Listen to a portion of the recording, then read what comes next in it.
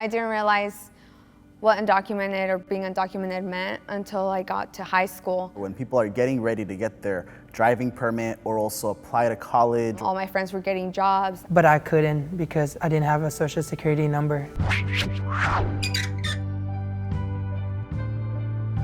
Something that I realized very young was that getting pulled over means a lot more when you're undocumented because it could have much more serious consequences. It can mean separation from your family. We've heard of people that a ticket can lead to deportation. When my friend ran over a stop sign and the police pull us over, I would just text everybody I know that like, okay, I'm on this intersection, and then if I don't text you back in 10 or 20 minutes, call, these nonprofit organizations. If you're out and you're in the car and you see the police, you automatically become struck with fear because you just want to be okay. One of the hardest parts is knowing that nothing is guaranteed. You don't know if you'll come home and your parents will be there, or if you'll make it home that day. When you leave the house and you leave your parents or your siblings, you don't know if that will be the last time that you saw them. You don't know if when you come back home, they'll be there. So you don't know if that last goodbye you shared with your family, be it your mom, your brother, your sister, your cousin, is the last goodbye that you shared. You're away, you're at the grocery store, you're at school, and you may not be able to come back, or when you do come back, your parents might not be there. The fear and the anxiety is something that you learn and you try to deal with from a very young age. And then there's when you graduate high school and you've worked your butt off to be able to get that 4.0 GPA. To get you that scholarship, that financial aid, and once you apply, you realize that you might have to withdraw because they find out that you're undocumented, or you might be forced to pay out-of-state tuition. On top of that, no financial aid, and this could possibly mean you not being able to anymore go to that school or program. As undocumented folks, you can't really think of anything in long term. There's never really been a sense of stability, and sometimes it's hard to invest yourself because in my mind, I never knew like in 5 years, in a year, in a couple months, where will I be? So it's hard to plan ahead for life, and it's hard to just work towards something.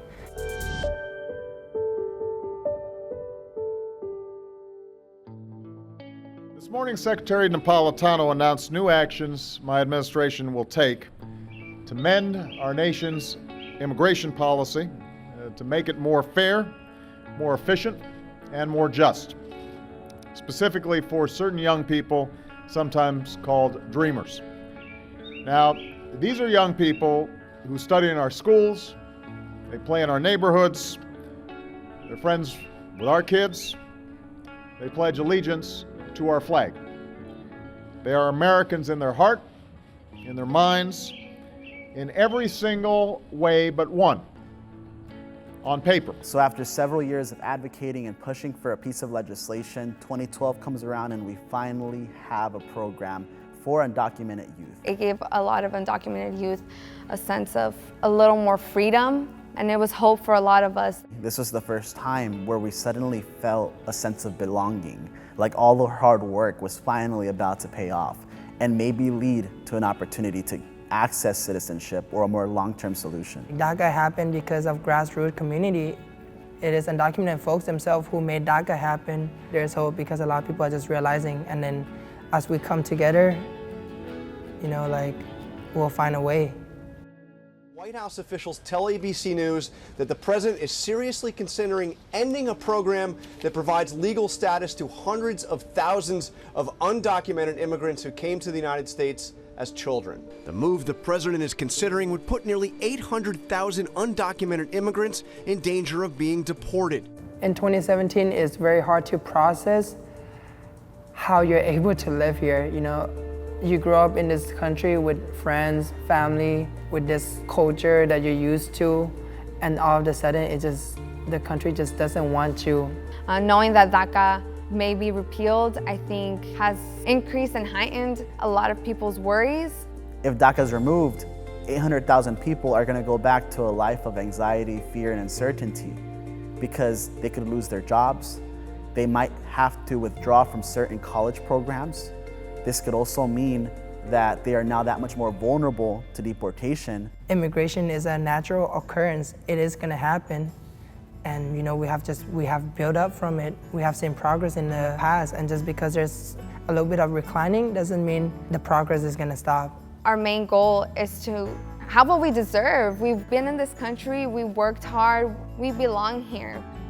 In the midst of all this, I think it's important to look around and realize that we have such a big community of advocates and allies that really want to see it succeed. Immigrants always find a way, and where there is no way, we create one. And I believe that that's what's really made us so strong. We need to look to that same resilience to be able to get through what lies ahead. By any means necessary, we're not gonna go anywhere, and we just have to make sure the rest of the country gets that message.